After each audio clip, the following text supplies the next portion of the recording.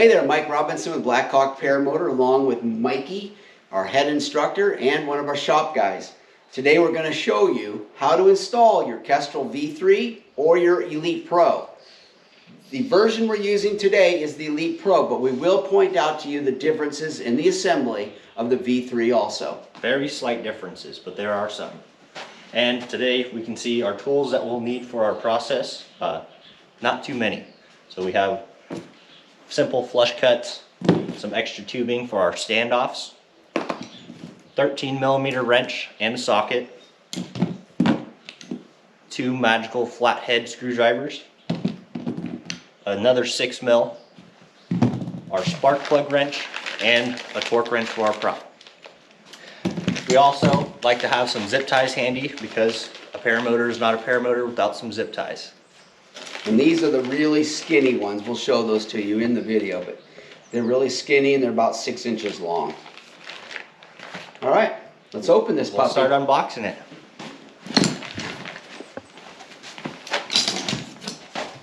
Obviously, you will need a knife as well. Careful you don't cut too deep. Typically you do have a glider in here as well. But all of our packages are packed, so it will not be an issue for you cutting too deep. We have a nice big foam board, so if you do have a knife that's a little long and it goes in, it will not damage any of your gear. Lots of foam. A lot.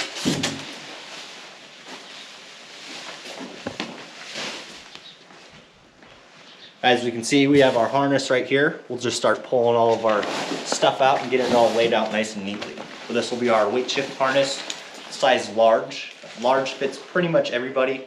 If you're a little bit bigger or a little wider, you may need an XL, but for the smaller guys to the medium-sized guys, the large harness is perfect.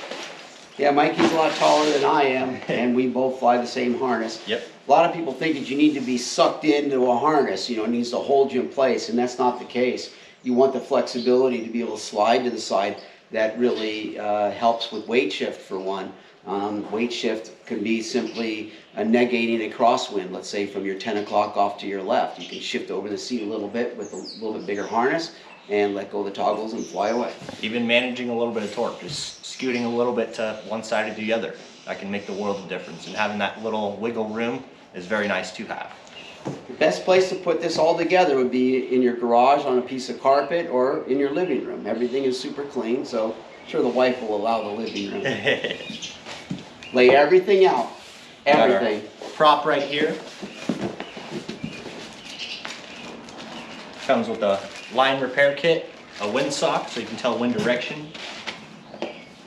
Got your mirror for your check your fuel. This will go right in your pocket on your harness. Super cool BlackHawk t-shirt. Yep, you get a nice BlackHawk t-shirt that says pilot on the side, because that's what we are, we pilot things. These are the clips that go in your rods. Make sure that you put them in the correct way, and Mikey will show you the correct way, because they will not fit properly the wrong way.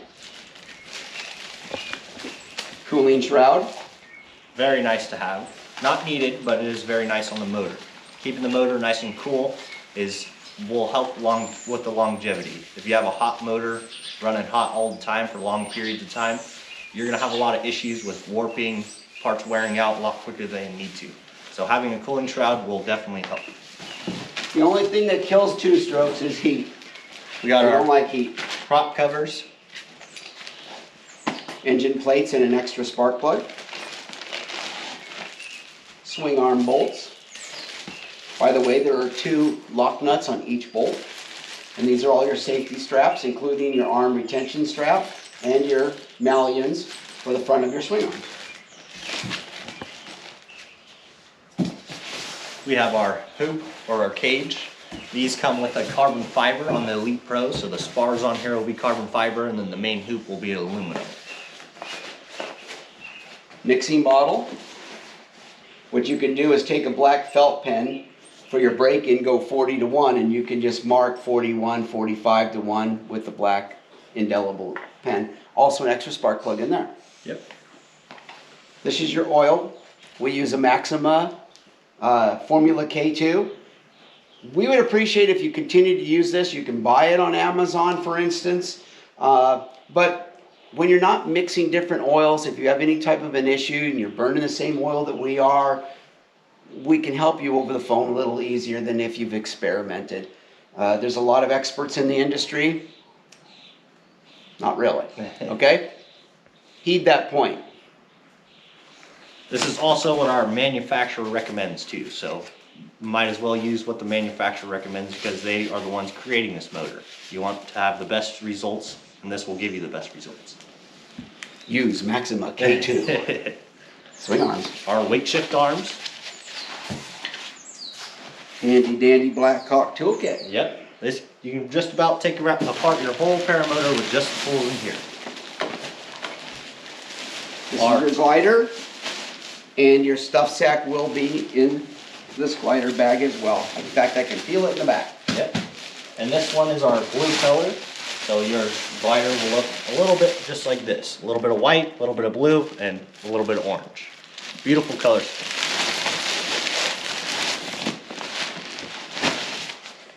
And last but not least, we have this. What motor do we have there? Right here, we have our Corsair Black Devil 172. This will get the lightest to the light guys off the ground to the pretty heavy guys off the ground. I personally fly the 172 on a daily basis, and this is the cream of the crop for me. I weigh about 165 pounds, and it gives me heaps of power. Yeah, but he's young. I fly the 80 and it's right there. That motor weighs like 42 pounds. And it's got plenty of power for me. If I go up in elevation, like we go fly at Mammoth, I fly a 172 up there because the takeoff altitude or elevation is about 8,300 feet. Okay, let's show them the checkoff list here. Right? Taped to the inside of your box is going to be a checkoff list. They check everything off. If there's anything that's going to be back ordered, it will be down here. So before you call us and say, oh, I didn't get this or I didn't get that, please review the checklist, okay? Typically, we will try to inform you that we're short an item, but sometimes we're just very busy and we don't do that. It is on the checklist, okay? Alrighty, now we can start the unwrapping process. This is like Christmas for most people. So we want to be very nice and gentle, so if you do see any tape, go very lightly and just cut that tape. Try not to go digging into the bubble wrap with any sharp knife or anything like that. You don't want to scratch up or cut anything that doesn't need to be cut. So we'll kind of unwrap this as we go.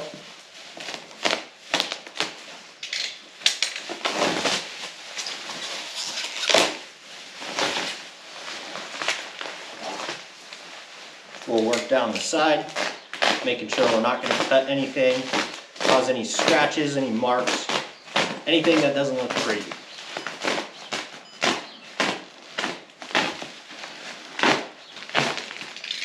As we get down to the bottom, we can start to unravel all of this. You can kind of see the amount of bubble wrap we use. We really don't want your guys' units or motors to be beat up or banged up when they get to you, because shipping these days is not always the nicest.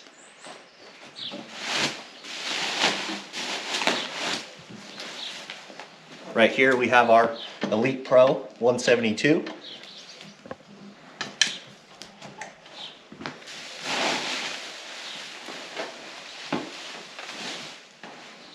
Alrighty, so first thing we like to start off with is pulling our throttle out, because we do not want this to be back here. We want our throttle to be nice to the front.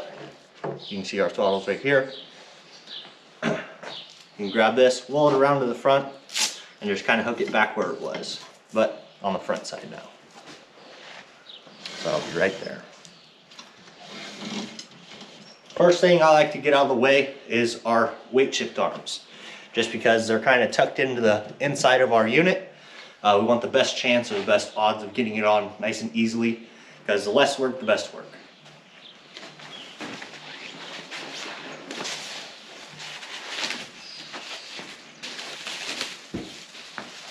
Start a little trash pile.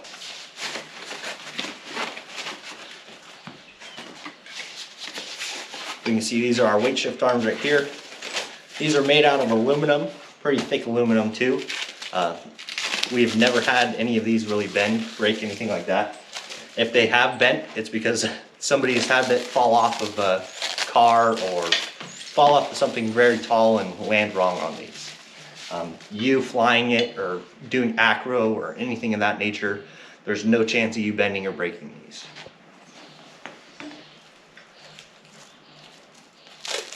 These also come with a little padding that goes right here on our weight shift arms. This just helps with comfort really. So when you're flying around, you're not resting your arms on a metal bar, you kind of have some padding in between to kind of buffer out all that.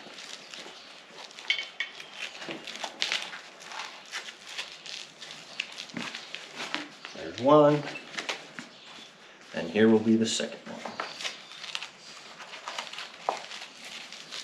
Alrighty, and then up at the top, right where our bolt's gonna go through, we wanna make sure that we save our little plastic spacer right there. We save this little spacer just so we're not rubbing metal on metal or paint to paint. We have a little plastic spacer that goes in between and kind of gives us a little bit of a buffer room or a little bit of play room. So we can set these down and off to the side.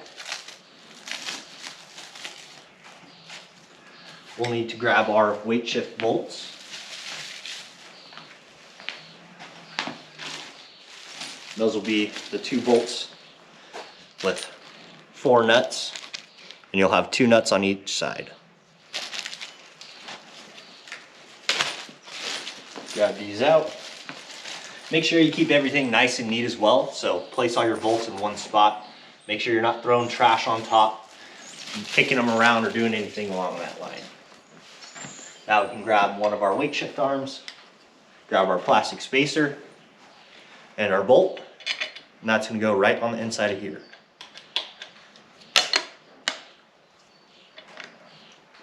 They'll pop through just like that. And then this arm, you want these little squares to be on the bottom side. So this would be our right side. Put that right in there. Kind of let it hang for a second. We'll grab our M8 lock nut and we'll start to finger screw this on there. Now we will need our 6mm wrench or Allen wrench and a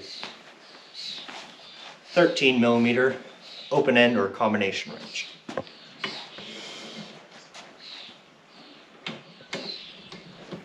And then I'm just going to spin this outside while I'm holding the nut right on the inside right here. That'll be just like this.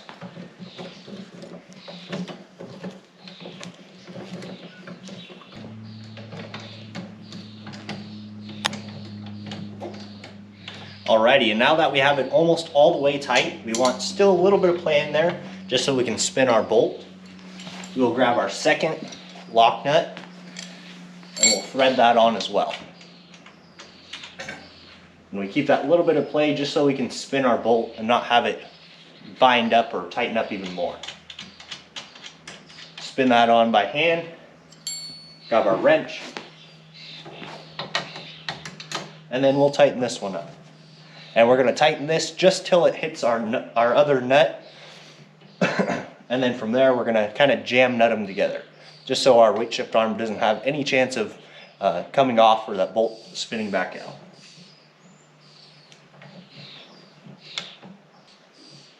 Alrighty, now that I've got it just about butted up to it, I'm going to go to that inside nut and I'm going to tighten that one up just a little bit. We don't want to crank it tight, and we don't want to have it super loose where it's sloppy like that. We want it right on that in between, right where just about the weight shift, or just about where the weight shift arm can hold itself up. So you can see it's kind of still going down. We'll tighten it up just a little bit more. And that's about perfect. So you can see we pull our weight shift arm. Can actually go just a little bit tighter. So we'll go just a little bit more right there. Now our weight shift arm can hold itself up. That is perfect. Now we can go to that second nut on there and we'll tighten that the rest of the way up.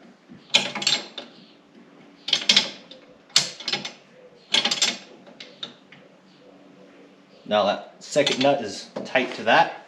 Now we can see our weight shift arm is nice and smoothly moving, but it's not super tight. And it's also not super loose where there's a lot of play. Now we're done with that side, we can move on to our second side. Grab our weight shift arm, bolt goes through. Plastic spacer goes on just like that. And now our second weight shift arm can start going on. We can grab our nut, thread that on by hand. You always want to thread any bolt, any nut on by hand first because you don't want to cross thread it. The moment you cross thread it, you're going to have to either sometimes shear the bolt off or you're going to have to replace the bolt. So, Allen wrench and our regular wrench inside, and now we're just going to spin that and tighten it on up.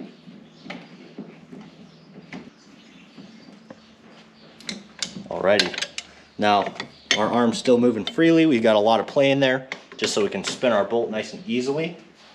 We'll grab our second nut, thread it on by hand.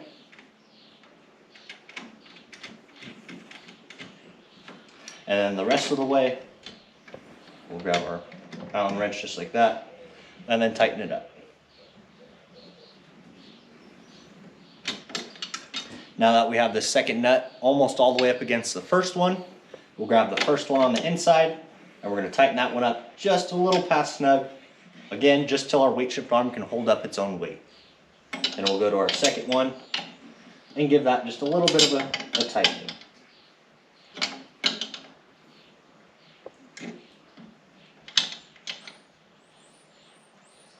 There we go, now that's nice and tight.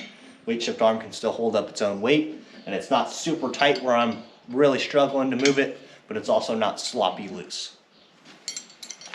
From here, we can start pulling out our netting and our cage.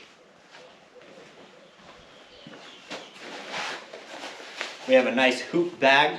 This cage can go right back into this bag along with the spars. There's two pockets in here. One side's for the cage and the other side's for the spars. So you won't have to worry about really beating up or getting your cage all scratched up.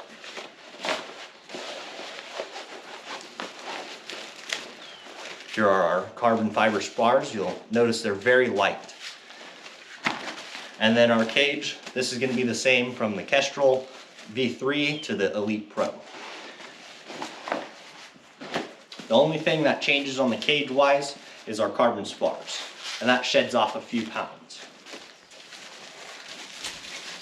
Again, a lot of packing. We don't want any of this to get scratched up, beat up, anything like that. We want it to be nice and brand new as it gets to you guys. But I'll kind of set that on the ground, kind of work our way, putting these together. So these will slip together. There's a plastic piece that comes out of the cage, and there's an opening right here. And we're just going to slide those two together, just like this. You'll see they slide together pretty easily. We'll work our way down and all the way around. Try not to beat up our cage as we go. Slide that together. And there we go. So now that we have our hoop all the way together, we'll grab that, set that off to the side. We'll grab our spars and we'll start unwrapping these.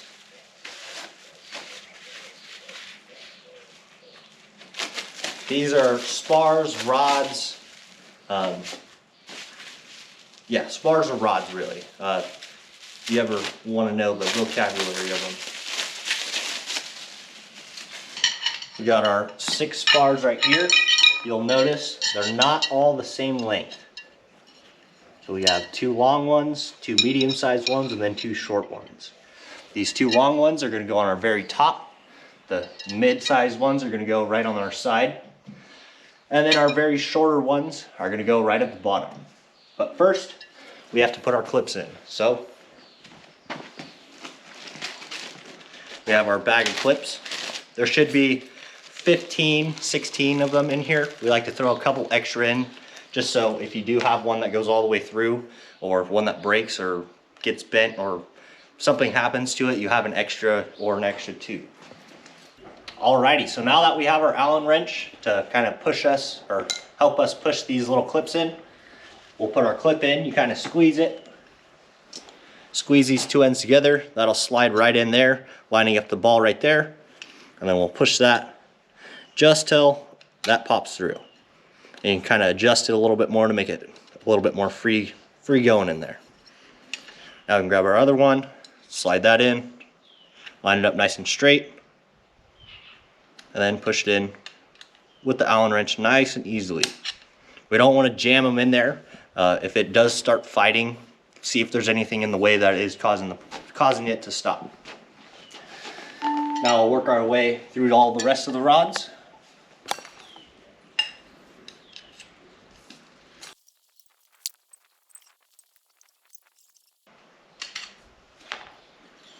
Alrighty, now that we have all of our clips in, we're gonna find one of our long rods. So we'll get all of them laid out together. We'll find our mediums, our long ones. So medium, long, and short. We'll grab one of our long ones, and this is where our pull start shackle is gonna go onto. So long rod. We'll go to our bag of retention straps and our malleons. We'll find our shackle that looks just like this. It's gonna have a bolt in it. And we're gonna spread this open, and then that's gonna slide right on here. And we'll be back with that in a second. Alrighty, now that we have our little shackle on here, it does take a little bit of finagling to open it up, at least on the Elite Pros. For our Kestrels, the rod head is a little bit smaller, so it's a little easier to slip on, but it will take a little bit of finagling to get the shackle around this one. So what we'll do, we'll grab our little 3mm bolt. We're gonna thread that in by hand at first. We'll need a 3mm Allen wrench. This is one of the tools I did forget in the beginning. So we will need a 3mm Allen wrench. And then just gonna snug this up. We're not gonna tighten it all the way just yet because we wanna get our positioning of it correct when it's on our motor. But we can grab our spars. The tall, very long ones will go on the top, just like so. You'll push your button in and then kind of push down. That one's on, make sure it's nice and secure. Second long one, right on the top. Now our medium-sized ones are gonna go right below our top, just like that. Another medium one on this side. And then our shortest ones will go right on the bottom.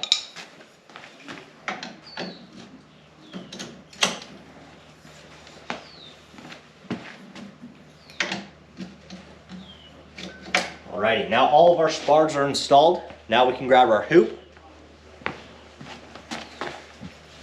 And this hoop is gonna go from the front side onto it. So we can kind of take all of our straps off, get it all nice and loose.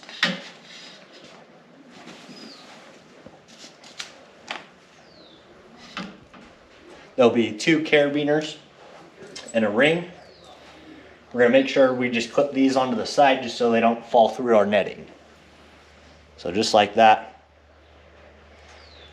Clip it there, just so we're not back feeding it or anything along those lines. And then this one's already connected over here, so we're all good.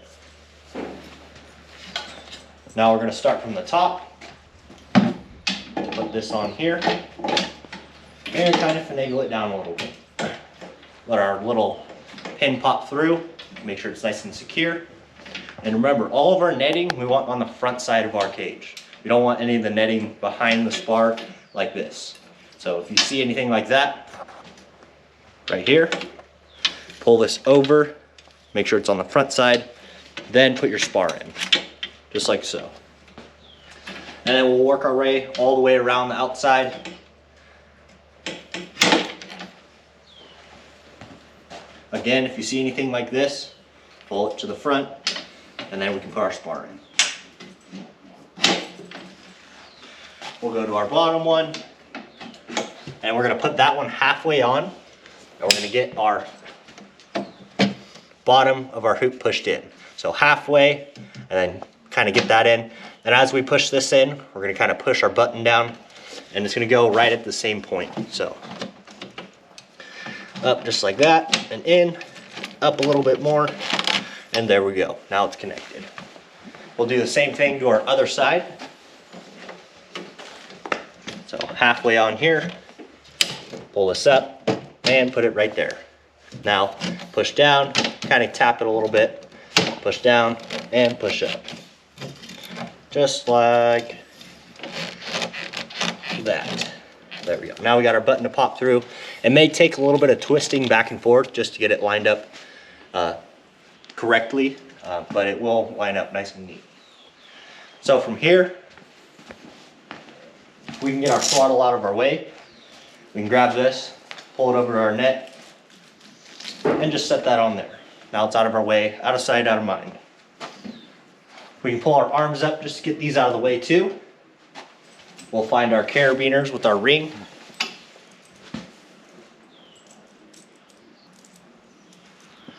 There we go, now that's all free. Grab our other side.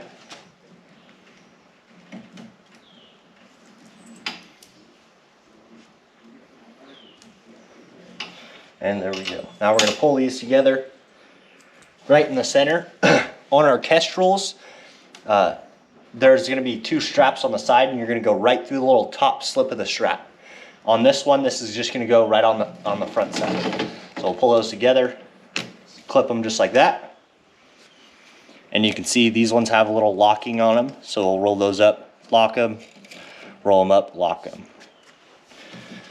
Now we're going to start what I call the flying W. Looks a little bit like a W, but it kind of helps us remember how it goes. So first we're going to start out here. Strap's nice and straight. We're going to come around the front side of the frame, and it's going to go between the gas tank and this little crossbar. For our Kestrel V3s, the normal ones, you're going to do the same exact thing. Our tank bar is just going to be a lot longer. So we'll go right to the back side here. So from the front through the back, we'll go up. That'll be our first leg of the W, a little bit of a W. We'll go up through our ring. That'll be our middle section of the W. And we're going to go back down behind the tank and then in front of our bar. So you can kind of see that makes a little bit of a W. And we'll finish the W by going over here to our other loop on our netting. And we're going to pull that all the way around. Now when we go to tighten this, we don't want to put it in our little plastic clip right here because we have the chance of breaking it. So instead, we're going to go like this. We're going to push down in the center here and pull. Push down in the center and pull. Now we can see our netting is getting a lot tighter. We can do one good pull and one good push. Now that's all nice and neat. We'll grab the end of it, run it straight through here, and then back through itself. And now remember, don't pull too hard on there. You can pull a little bit, but just don't be cranking away on it. So we'll push down a little bit, pull a little bit more slack out of there. Just like that. Now we can pull nice and tight, and our netting is nice and tight. There's nothing going to be going through that. You can just about play the guitar on it. And with our excess, I like to grab it and tie just a little knot, just so you don't have to worry about that anymore. And then to further make it just a little bit more neat, I'll grab a zip tie and then kind of go back and forth. And then I'm going to run that zip tie just right around here.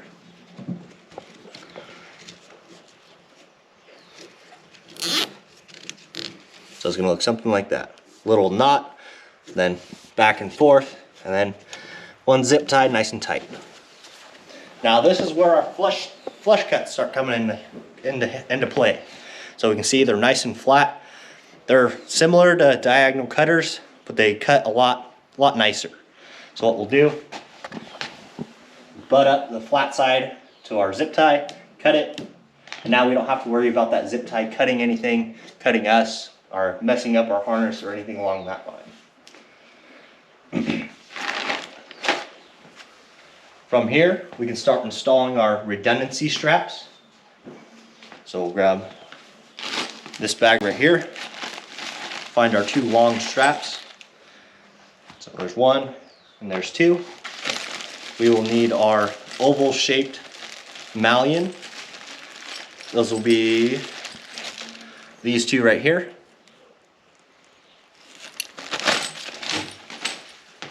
And now what we're going to do, we'll go around both of these bars right here. I like to put this little red piece right in the center. And then I'm going to grab one loop. I like to go to the inside, go through that, just like so. And then this is going to go up right to our arm. So we can see we have a little D-ring welded on. Open up this little malleon. Strap's going to go right on the inside of there. And then it's going to go through this and then back around itself.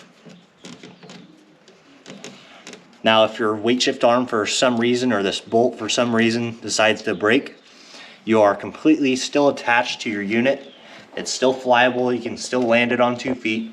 May feel a little funky in flight, but it's super safe and it's a redundancy. So if anything does go wrong, you always have a second option. Now we'll need a 7mm wrench for that. So I'm going to grab that real fast. We got our 7mm open end wrench, or combination wrench I should say.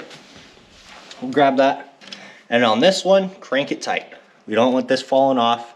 This will be a part of our pre-flight, but we do not want it coming off. So we'll just crank it nice and tight. There we go. Now, if our weight shift arm ever did break, or this bolt ever did break, we're still attached to our unit or our motor. We'll do the same thing with our right side. So we'll go right around the back side of here, around those 2 bars, inside the loop. We're going to go through there. We'll go up to our weight shift arm. Open this up nice and wide. Around there, we're going to go inside, or from outside in, just like this, and then back around itself. Perfect. And then again, crank this thing tight. You don't want them falling off or coming loose. This isn't something you're going to be taking off and putting back on all the time. So crank it nice and tight. You can also use some Loctite, but it's a little overkill. So nice and tight.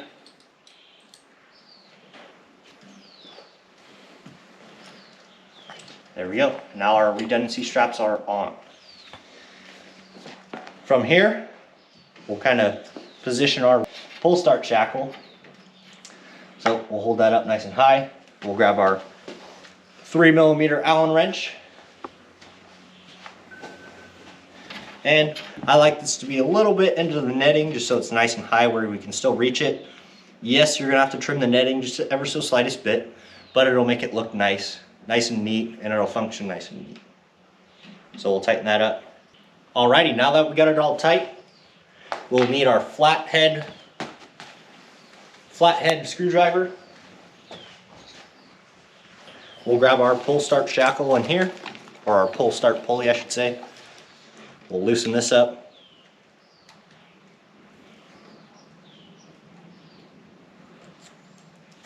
Then the shackle is going to go right around there.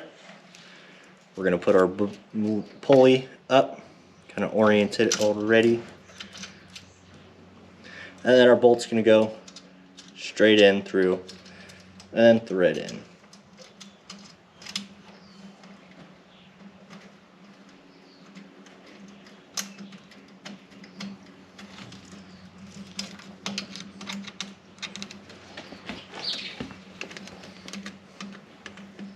And we want this nice and tight because we don't want this coming off either.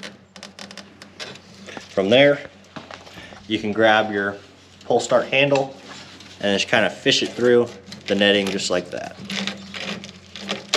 Once it's through, you'll see the pull start's nice and clear. Now we can start moving on to our harness, the fun part. So this is our weight shift harness right here. It's our comfort harness. There's a lot of extra padding A lot of extra cooling features onto it, so you're not sweating a lot, you're not getting super hot and uncomfortable. Because our motors, when they're running, they produce a lot of heat.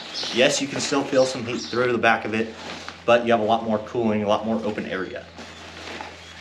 So we'll set this right in front of our unit, and the first strap, what we're gonna do is gonna be our hiking strap. So that'll be right here, and this will be this little, the very back side of our hiking strap. So we'll grab that, give ourselves some slack, and then this is gonna go below. This is our lumbar support, so this kind of helps your back a little bit if you get all uncomfortable. That's gonna go below that. This will go straight on to our gas tank bar. So we can kind of pull this out a little bit. We're gonna fish this around. I personally go around the outside through here, and then I find my way to the bottom, just because it's a little bit easier. On the Elite Pros, it's a little bit more tight down here to work with. On the Kestrels, you got plenty of room. So we'll give ourselves some slack. We're gonna fish that through here, nice and tight. And fish it the rest of the way through there. Now at the end of this strap, we're gonna put a knot.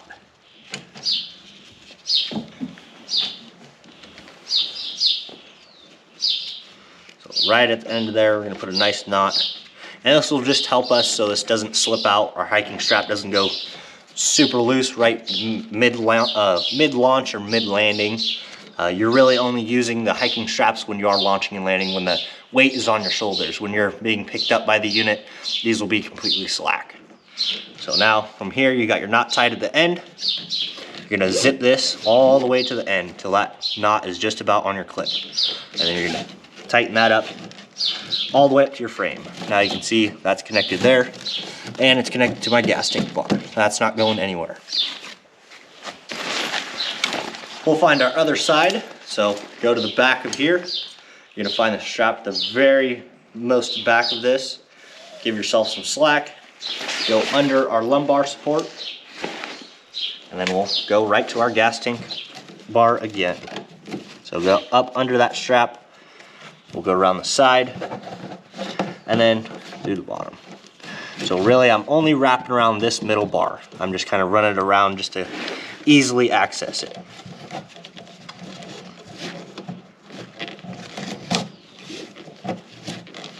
All right, now we'll give ourselves some slack. Gonna run it back to our clip, just like this. Give ourselves just a little bit more slack. And we're gonna tie that knot. Just like so. And we'll try to get it as close as we can to the end.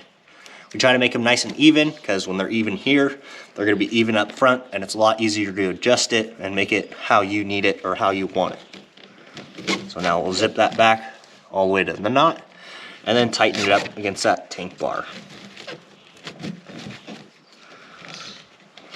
Boom. Now from here, I like to call these our upside down straps. So if you ever do go upside down, your harness doesn't kind of fold away from your unit. They don't kind of separate or anything like that. It stays nice and uniform, flyable, and comfortable. With these straps, you'll notice these will be kind of out to towards the outer side of the strap. We're gonna zip these in.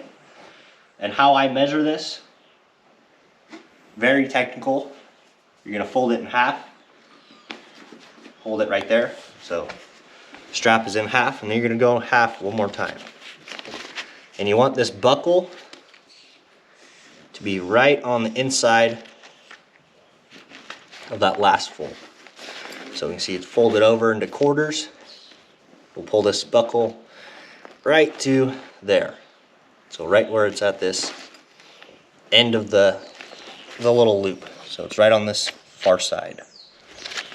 From there, we can go up to our frame. This is gonna kind of fish through here. So we'll go right on the inside of this redundancy strap and then to the inside of our frame. And this will just keep it nice and tight to us, just like this.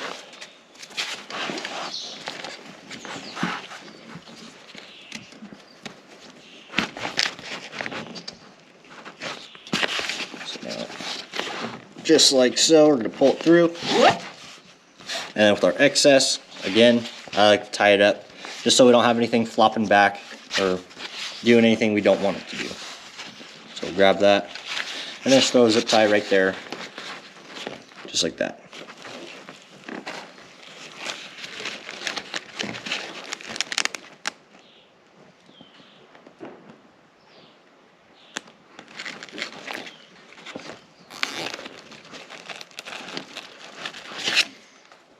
Alright, now that's zip tied on there, not going anywhere. Grab our flush cuts, trim that. Now it's nice and smooth, there's no sharp edges on there, it's not going to cut our harness up, or do anything along those lines. Now we'll go to our other side, move our clip in, do our folding game again, fold it, and we can see it's right out to the outside of that. So from there, go around,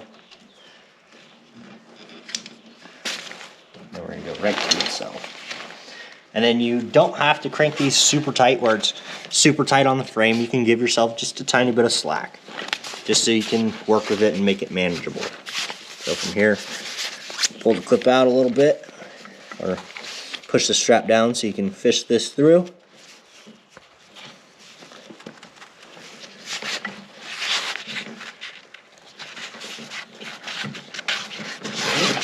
And there we go.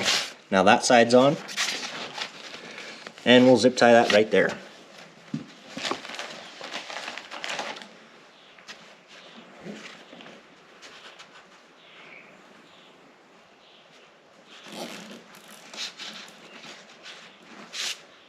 Now we'll grab our flush cuts again. Trim our excess off. Now we can move to the top side of our harness. So we'll grab the straps at the very top.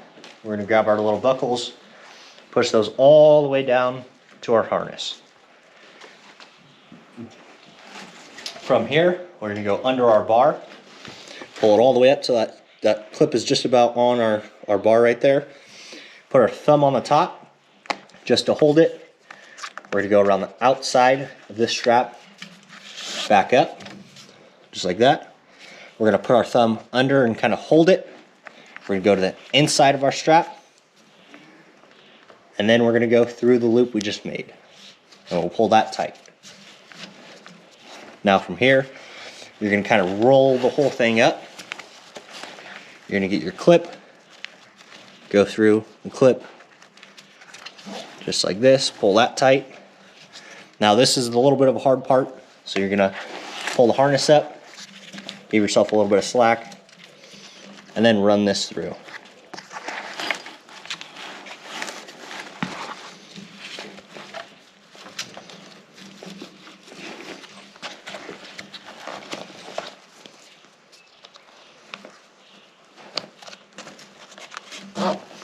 And there we go. Now our left side is done. Now we can go to our right, do the same thing. Zip that down.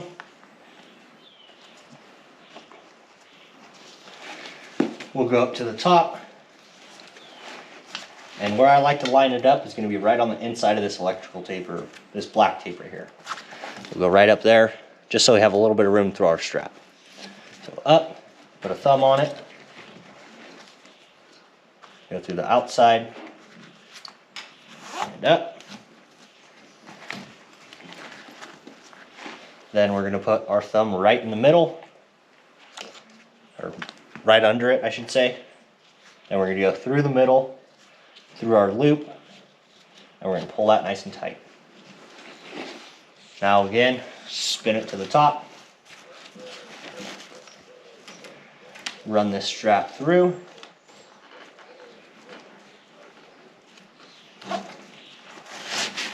And boom. Now we'll go through the bottom of it.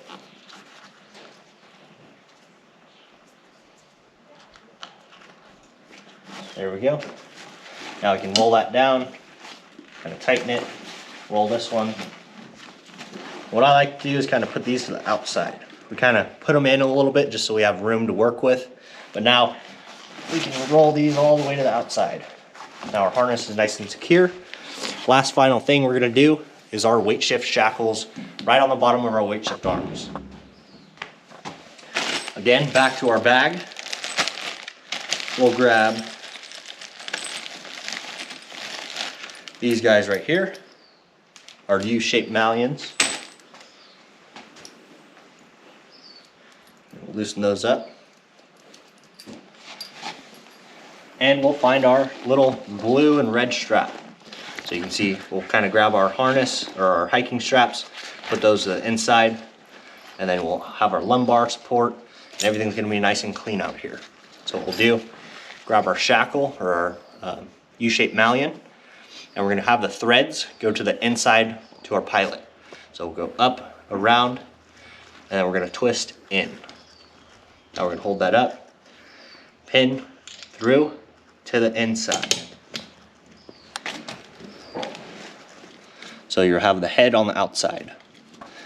And you'll spin that all the way in until it gets nice and threaded. Now we can grab a tiny set of pliers, or the pliers you have, and we're gonna tighten it up just a tiny bit. We're not gonna crank it tight to where we can't get it off with any other pliers, but we don't want it to be super loose where it's gonna back out. So grab it and just a little bit past snug. Now to kind of help this stay in through vibration and everything that this goes through. So what we'll do, we'll grab our zip tie. We're gonna go through this little hole on the pin, and then we're gonna wrap it to the inside of our little U-shaped malleon. We'll tighten that up. We'll grab our flush cuts, trim that, and now we're gonna do the same thing to the other side. So take our pin out, threads to the inside. So we're gonna go just like this. We're gonna do that twist just a little bit. You're not twisting it at 180, you're not doing a 360. It's straight, now it's twisted. So we'll go just like this, pin from the outside in,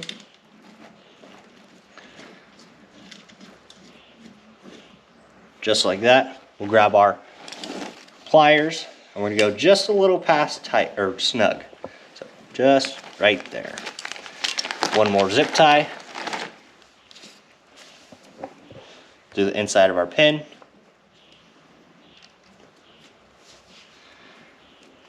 And just like this. Now for any reason, if this does start to loosen up, it's not going to be able to loosen more than a half a turn, just because we have a zip tie here now holding it. Now our harness is complete and done. So everything on the front side of the paramotor is all ready to go, ready to fly. Last thing we need to do is our prop and our shroud. And actually, we do need carabiners. So what we'll do, we'll grab our carabiners because we need something to hook to our glider. We'll grab these.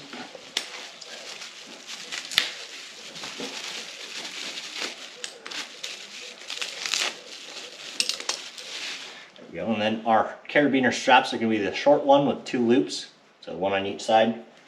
I personally fly on around the 2 to 3 mark. I'm 160 pounds, so I'll go 2, 3, and I like to make these nice and even. So however I wrap it on this side, I'm going to do the same on the other. These carabiners have that little gold button. Push the button, it opens nice and easy. So start the inside to the outside, and we also do have a redundancy strap for our carabiners, so I typically like to put this in the middle just so it's nice and out of the way and doesn't fall and get in the way of my risers when I am hooking up. We'll go like that, put that to the back side, and then run our carabiner the rest of the way through our other strap. Now it will look like it's upside down, but we want our carabiner gate to face to our pilot. So we're going to spin that all the way around till it's like that. Now our carabiners and our straps are hooked up nice and tight. Alrighty, so now our last final process, or final step, is going to be our prop and our shroud. So I unboxed or unwrapped our shroud. This is our carbon fiber shroud, very nice and light, not gonna add any weight really to our paramotor. And we also have these aluminum studs. So these will rise that shroud off our motor just the ever so slightest bit, just to let air flow through there. So with these, when we put them on, we're not gonna crank them tight, because with the aluminum, as it heats up, it expands a lot more than steel. So what we're gonna do, we'll grab these and just put it on by hand for now. We'll spin all these on. Always want to do everything by hand first, because you don't want to cross thread it. Having power tools and sockets and ratchets and stuff like that, you have a lot higher chance of stripping your bolt or cross threading it. So start it by hand and then finish tightening it with a wrench or a ratchet. So now that we have this all the way on, we can grab our 13mm combination wrench. And we're just gonna go to these and just snug them down. You'll notice I'm not cranking it tight. I'm not gasping for air because it's so hard to tighten these. I'm just snugging them up. As you start flying this and as that motor creates some heat, those are gonna expand. It's gonna be like you just put Loctite on there. So from here, now we can take our nuts off the top, and we're gonna take one plastic washer with us. So we'll set those off to the side for now, but we're gonna take all those nuts and one plastic. You'll notice on these studs as well, it'll have a steel washer, a plastic washer, and then there'll be a second one. We want to take that second one off, just like that. So now it goes steel, plastic, and then it'll be shroud, plastic, and then our lock nut. And these actually have a little bit of a washer or a little bit of a flat head on them, so that's going to be our washer in theory. Now we can grab our shroud, the big side, so there's a small side and the big flared side. The big flared side is going to go towards the outside. So we can kind of get this on there just like so. You may have to pull up the sides a little bit just to get these rubber grommets to kind of seat down a little bit. But once you have it on, we'll grab our plastic washers. Those will go right on the top side.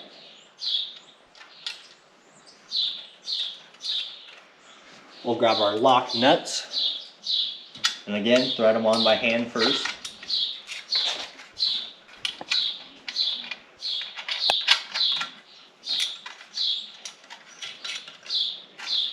And there we go. Now we can grab our ratchet. This makes it a little bit easier just because we have a little bit of a contour right here. So what we'll do, grab this, and again, just snug these up. You don't want to crank them super tight. Again, this is carbon fiber, so it's very brittle when it's bent how it's not supposed to be. So we'll snug those up. You'll notice my hand is on the inside of the ratchet. That's how much force I'm putting on it, not a lot.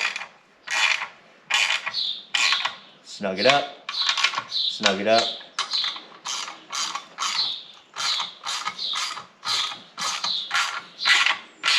Snug it up.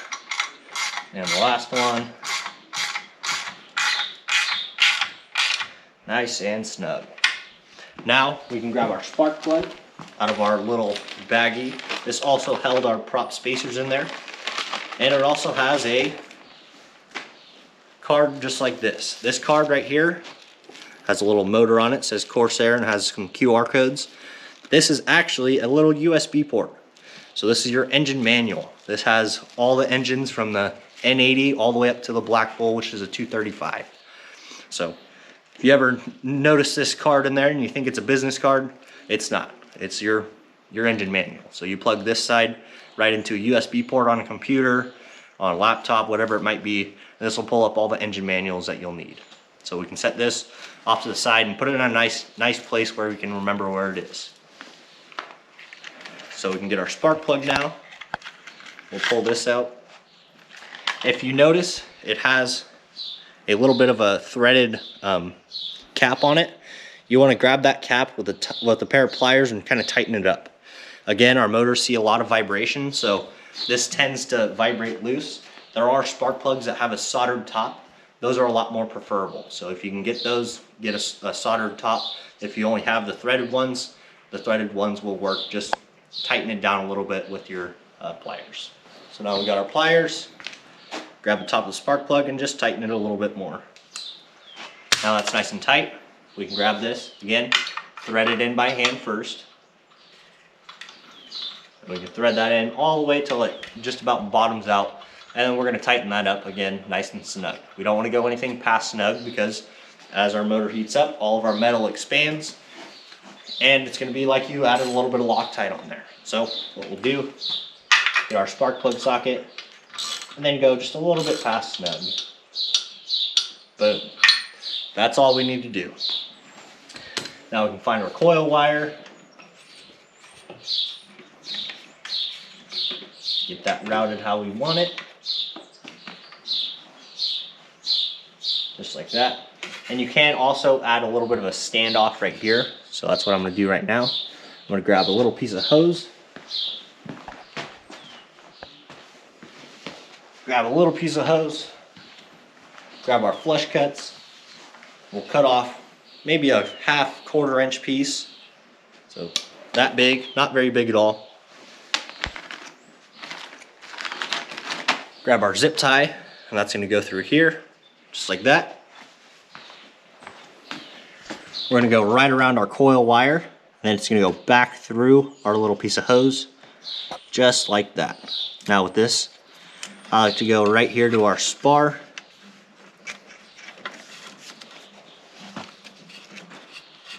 And then right back through our little head of our zip tie. Pull that nice and tight, and we kind of adjust it as needed. So perfect, just like that. Now we can see it's not rubbing here. Our pull start isn't rubbing on it. We're all good to go. We can grab our flush cuts one more time. Trim off our excess on here. And boom. Now, last final step is gonna be our prop. So, as we can see right here, we have our Corsair Black Devil. This is an E-prop. It's gonna be 125 centimeter. So it's not the biggest of the biggest, but it also isn't small. Produces a lot of thrust, a lot of clean thrust. And it's nice, lightweight carbon fiber, so you're not spinning a big wood prop. Gives you a little bit more fuel efficiency and a little bit more thrust at the same time. So we'll unwrap this guy, just like so. We have one side.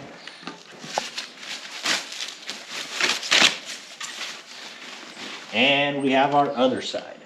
Now we can slide these together. You'll notice you have a nice thin side and then a big, thick side. Those are gonna be opposing. So thick side over here, thin side over here, thin side over there, thick side over here. And we're gonna slide those together just like this.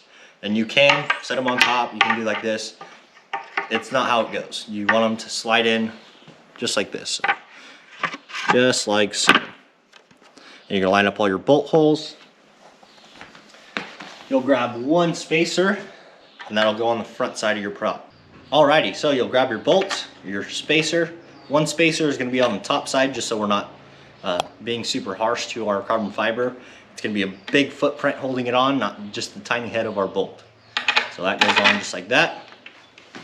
We'll grab the rest of our bolts and we're just gonna push those through. Just like that.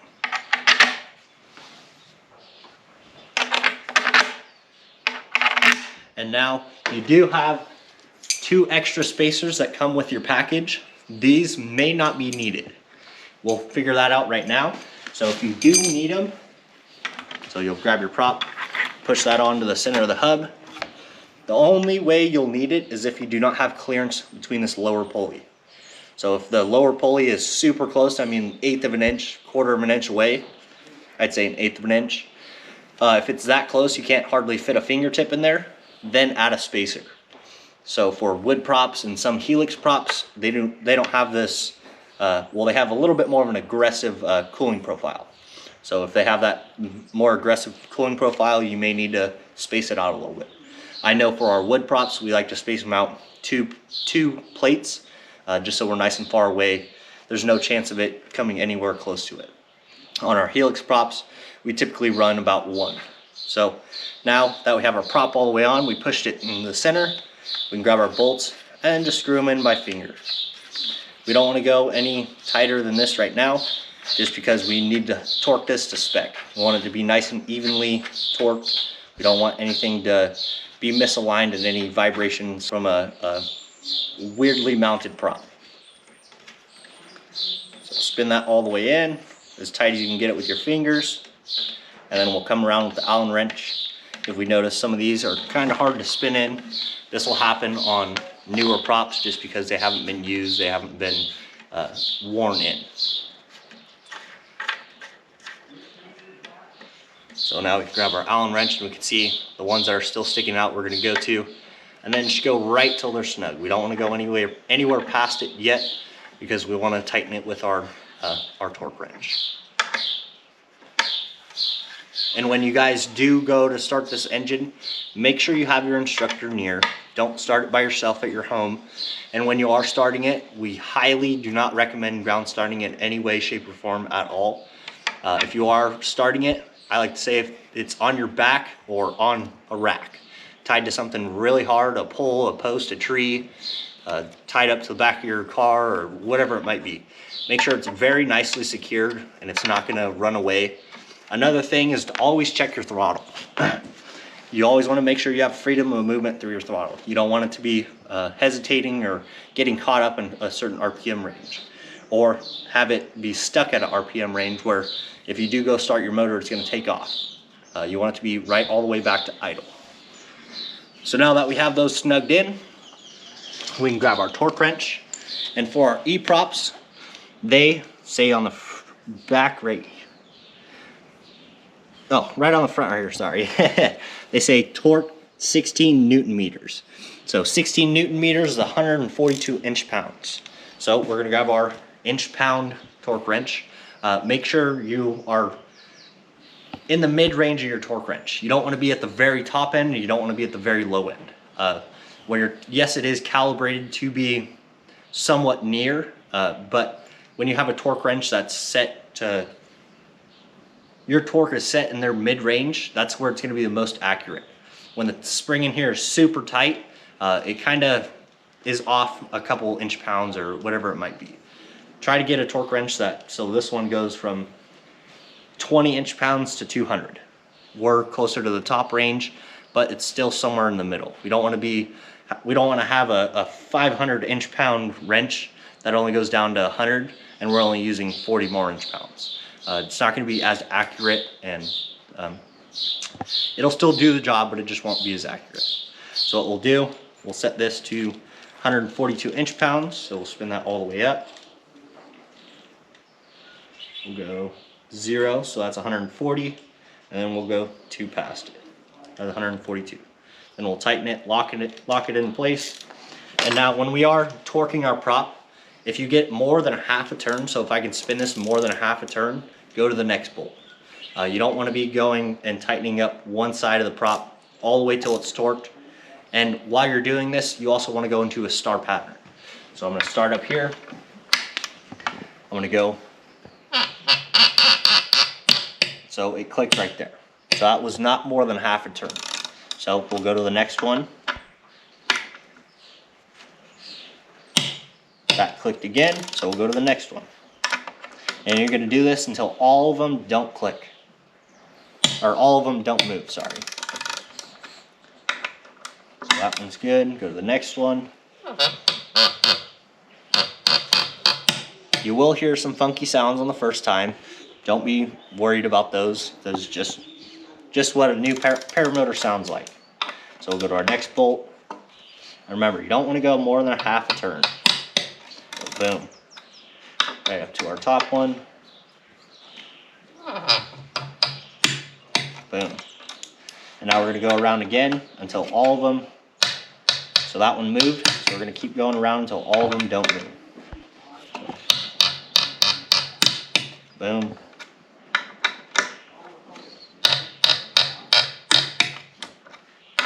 So you can see these are still moving just a little bit.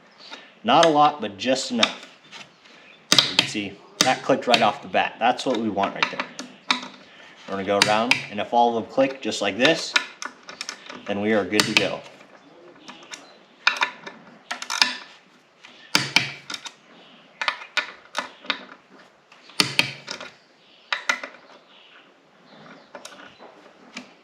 Alrighty, Now our prop is completely torqued and ready to go. Now, with your torque wrench, we're gonna adjust it all the way back to 0. We do not wanna have our torque wrench set at anything but its low setting. I say low setting, it could be 0, it could be 50, it could be 20. Whatever the low setting is, return it to that low setting, and that's where you're gonna store it. If you store it at, so let's say that 142 inch-pounds, that spring in there has now been compressed for, if you leave it for a day, more than 24 hours, it's gonna deform that spring, and now it's not gonna be very accurate. It may be 5-6 pounds lighter than what it should be. So return it to 0, and then be nice to your torque wrench and set it off to the side. Try not to throw those around, kick them around, beat them up too much. Keep them in a nice cool spot. Now our last final thing to do is going to be our mirror for our pocket. So when we are flying, yes, you can use your phone or use a use your phone or take a picture of what your gas level is. But the easiest way and the cheapest way of not buying a phone or not doing anything along those lines is going to be this mirror. So having this mirror in your pocket, it's always there, always ready to go, always tells you exactly what you need to know. So what we'll do, grab this, we're going to tie that on the end of our little elastic string, and this comes with every paramotor package, from us at least. We're going to tighten that up nice and tight. I just like to do a little bit of a square knot.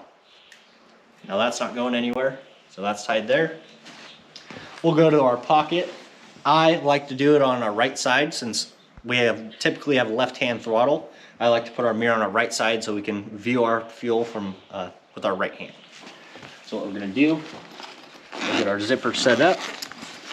We're going to go through this loop on the back side of it, and we're going to tie a nice knot, just like that. And now we don't want this string to be too long to the point where if it does fall out of our pocket, it goes into our prop. So this is right at that borderline. So I'm actually even going to tighten this up right now. So if anything on your motor is a strap or anything like that dangling down, you want to make sure it's not long enough to go back into the prop, because the prop is what keeps us up in the air. It's what produces our thrust and keeps us going. So we will loosen this up and tie it just a little bit tighter. And we don't need this to be super long so we can see our fuel. Typically when we're checking our fuel, it's only going to be out to here. So we'll check our fuel just like that. Tighten this up. And then with our excess, we can cut that off with our flush cuts.